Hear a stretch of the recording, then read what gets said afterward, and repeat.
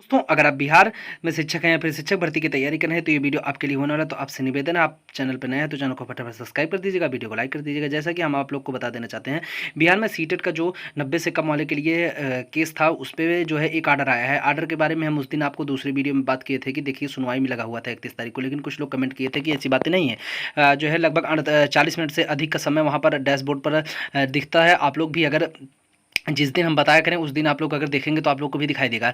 हालांकि चीज़ें वहाँ पर छोड़ दीजिए, फिलहाल हम बताते हैं आपको किस तरीके की बातें हुई यहाँ पर। जब केस को जो दो केस थे, दोनों के बारे में हम आपको जिक्र कर दिए थे वहाँ पर कि दोनों केस को 71 नंबर कोर्ट नंबर 18 के 71 नंबर सीरियल नंबर पर रखा गया था। कि दोनों केस जो कि एक अंजलि भदौरिया जी का था और वहाँ पर एक शाहीन, ये दो मामला था जो जिसके तहत जज साहब ने इन दोनों को एक ही जगह पर मतलब एक ही साथ जो है अटैच करवा दिया था, जिसकी वजह से चीज़ें एक ही साथ देखी गई हैं। तो क्योंकि मामला एक ही है, वहाँ पर 30 लोग जो कि दरभंगा से शिक्षक थे उनको बाहर किया। उन 30 में लगातार सभी लोग शामिल हैं। आप लोग को उनकी सूची तो उस दिन दिखाए थे, एक बार हम फिर से चीज़ों को दिखा देते हैं, उसके बाद हम आपको ऑर्डर दिखाते हैं।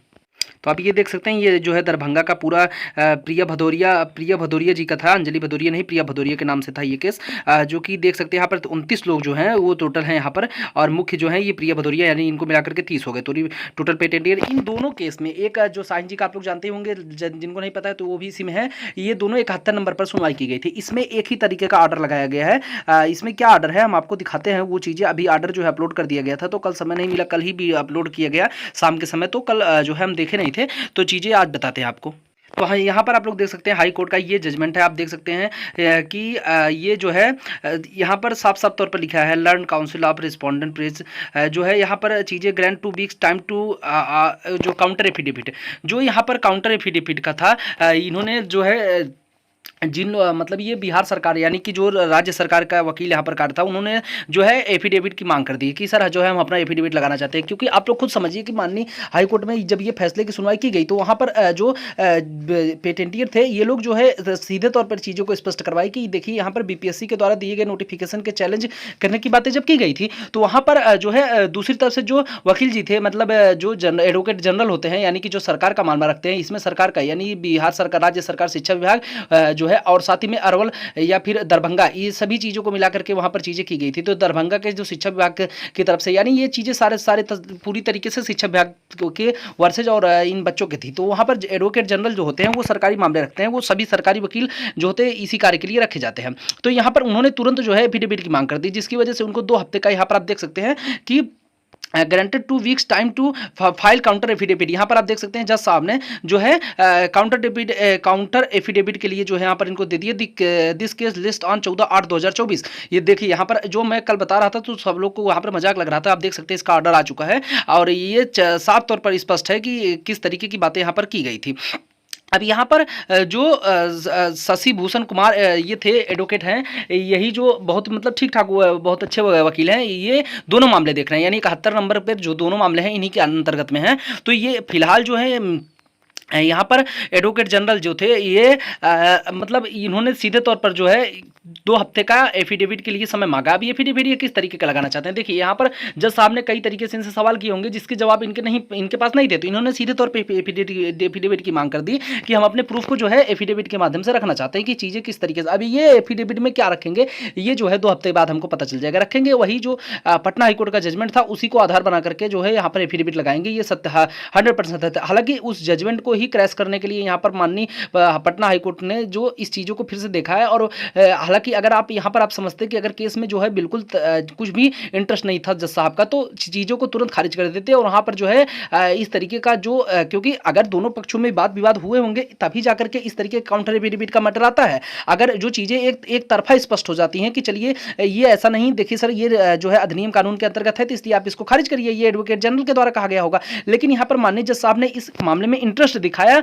और जो है पेटेंटियर की बातों को अच्छी तरीके से सुना, इसलिए रिस्पॉन्डेंट यानी एडवोकेट जनरल को यहाँ पर मजबूरन जो है यहाँ पर जो एफिडेविट लगाना ही पड़ा, क्योंकि चीज़ें जो वो केवल पटना हाईकोर्ट के जो ऑर्डर था उसी को क्रैश करवाने की बात कर रहे थे, जिसकी वजह से यहाँ पर जो उसी ऑर्डर के हिसाब से इस जजमेंट को क्लियर करवाना चाहते थे कि इस मैटर को यहीं पर खारिज किया जाए। लेकिन ऐसा हुआ नहीं, क्योंकि माननीय जज साहब ने सीधे तौर पर बातें की और वहाँ पर देखिए अब जैसे कि चीज़ें तो गलत ही है ना, क्योंकि नोटिफिकेशन में दे करके मैं मानता हूँ कि बिहार राज्य सरकार का जो लिखा गया है कि चीज़ें जो है राज्य सरकार की महिलाओं के लिए होंगी। तो वो जब भर्ती का चयन बनाया गया तो सबको जनरल में करके ही चयन बनाया गया था, या फिर अदर स्टेट को अलग तो नहीं किया गया था। हालांकि चीज़ें जब बीपीएससी द्वारा स्पष्ट कर दी गई थी कि मैं जो 55% की बात कर रहा हूँ, आप इस चीज़ को क्यों नहीं मान रहे हैं? जो लोग मैसेज में करते हैं कि ऐसा नहीं ऐसा होगा, मान लीजिए कुछ भी हो आने वाले समय में, कोर्ट का बातें हैं वहाँ पर कुछ भी हो, लेकिन आप खुद समझिए कि जो बीपीएससी ने जो जिसने जो एग्जामिनेशन बॉडी है, अगर वो करवा रही है, जो जिसने साफ तौर पर करवाया कि जो हमने एग्जाम कराया, तो वो अगर वही कह रही कि भाई देखिए 55% का जो मैटर है वो हम अदर स्टेट के कैंडिडेट के या फिर बिहार राज्य के कैंडिडेट की बात नहीं कर रहे हैं, हम समस्त महिला की बात कर रहे हैं जो लोग फॉर्म अप्लाई किए थे। अब अदर स्टेट की जो महिला कैंडिडेट है बिहार में फॉर्म अप्लाई किए हैं जनरल कोटी में, तो मेल कैंडिडेट तो हो नहीं जाएंगी। तो साफ तौर पर वहां पर चीजें जो अदर स्टेट की है उनको मेल कैंडिडेट अदर स्टेट की अलग जनरल के साथ नहीं रखा गया था, क्योंकि अदर स्टेट की फीमेल को बिहार राज्य की फीमेल के साथ ही कट ऑफ बनाया गया है, सारी चीजें उनके साथ में की गई थी। तो इसकी वजह से, क्योंकि देखिए वहां पर स्पष्ट है, अब यहां पर जो मेन मुद्दा था वो यही था कि मान लीजिए सब कुछ गलत है, मैं मानता हूं कि 82 नंबर 90 नंबर अदर स्टेट वालों को नहीं चाहिए, सीधे बात है कि वो अदर स्टेट में जा रहे हैं तो 90 नंबर चाहिए क्वालिफाई, ये बातें सबको पता है। लेकिन यहाँ पर जो चीजें थी कि बीपीएससी के उस नोटिफिकेशन को ही देख करके लोगों ने फॉर्म भरा, अगर वहां पर एक लाइन में और लिख दिया जाता कि जो है ऐसा केवल बिहार राज्य सरकार की महिलाओं को मिलेगा, तो यहाँ पर चीजें ये आज इस तरीके का मुद्दा उठता ही नहीं, ये स्पष्ट हो जाता, उसके बाद जो फॉर्म भरता वो गलत होता। लेकिन जो चीजें बिहार बीपीएससी ने पहले ही बोल रखा है कि मैं इस चीज को नहीं मानता हूं, मतलब कि बीपीएससी बोल रहा है मैं 55% महिला की बात कर रहा हूं, क्या वो आरटीआई रिपोर्ट पटना हाईकोर्ट में नहीं लगी है? सब कुछ लगी है। अब पटना हाईकोर्ट को अगर जरूरत पड़ेगी तो माननीय जो है उच्च न्यायालय द्वारा ये चीजें बीपीएससी द्वारा स्पष्ट करा ली जाएंगी, उसमें उसको आरटीआई लगाने की जरूरत नहीं है। उसमें जब वो चीजें बीपीएससी से मांगने की जवाब मांगेगा कि आप क्या नोटिफिकेशन, और ऐसा कई सारा मामला माननीय सुप्रीम कोर्ट ने क्लियर करवाया है, जो कि नोटिफिकेशन को आधार बना करके चीजों को स्पष्ट कराया है।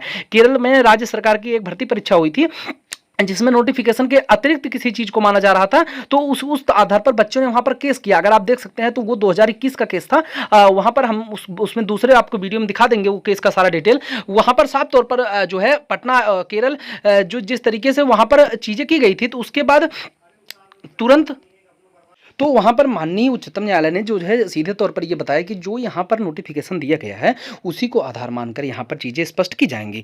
तो साफ तौर पर बातें हैं कि नोटिफिकेशन के आधार पर जो भी बिहार के कैंडिडेट हैं, वो हम मानते हैं कि बिहार के कैंडिडेट साथ दिक्कत हुआ है, लेकिन अदर स्टेट की जो भी फीमेल कैंडिडेट हैं 55% नंबर पाई हैं, ये चीज़ें वहाँ पर साफ तौर पर अर्हता परीक्षा में हुआ था। क्योंकि अगर आप देखेंगे तो जिस आधार पर कोई फॉर्म भरेगा वो नोटिफिकेशन को आधार मानकर फॉर्म भरेगा। अगर नोटिफिकेशन की बातें आएंगी तो ये आप समझ लीजिए कि 100% श्योर है कि यहाँ पर महिलाओं की जीत होगी। अगर कुछ और चीज़ें होंगी वो आने वाले समय में आपको पता चल जाएंगी। हालांकि ये आप जजमेंट था जो कि हम आपको दिखाना चाहते थे। जो भी आप इसमें बोलेंगे कि इस मैटर पे सुनवाई नहीं हुई थी, इनके लिए साफ तौर पर प्रूफ है। यहाँ पर चीज़ें आप देख लीजिए, और 14 अगस्त की डेट जो है माननीय जज साहब ने क्लियर किया हुआ है। तो ये 14 अगस्त को 100% है लगेगा, और इसमें जो है एफिडेविट सरकार की तरफ से जो पेश किया जाएगा उसके आधार पर, और यहाँ पर जो पेटेंटियर हैं उनसे हमारा स्वयं का निवेदन है कि आप लोग जो भी होंगे यहाँ पर अच्छी तरीके से अपने जो है पक्ष को रखवाएंगे, वकील साहब जो भी हैं तो उनको ठीक तरीके से करेंगे, तो यहाँ पर चीज़ें अच्छी तरीके से हो जाएंगी। तो अगर यहाँ पर सब कुछ हुआ तो नोटिफिकेशन को आधार माना गया तो आप लोग पूरी तरीके से सेफ हो जाएंगे। जितने भी कैंडिडेट हैं यहाँ पर सारे सेफ हो जाएंगे। तो इसलिए आप लोग से निवेदन है कि सभी चीज़ों को आप ध्यान दीजिए। हालाँकि जो भी हुआ है आने वाले समय में ऐसा जो मिसिंग ना होना पाए आप लोग के लिए, इसलिए अब आपसे निवेदन हमारे चैनल को फटाफट सब्सक्राइब कर लीजिएगा। जो भी जानकारी होगी हमारे चैनल के माध्यम से दे दीजिएगा। Thank you for watching.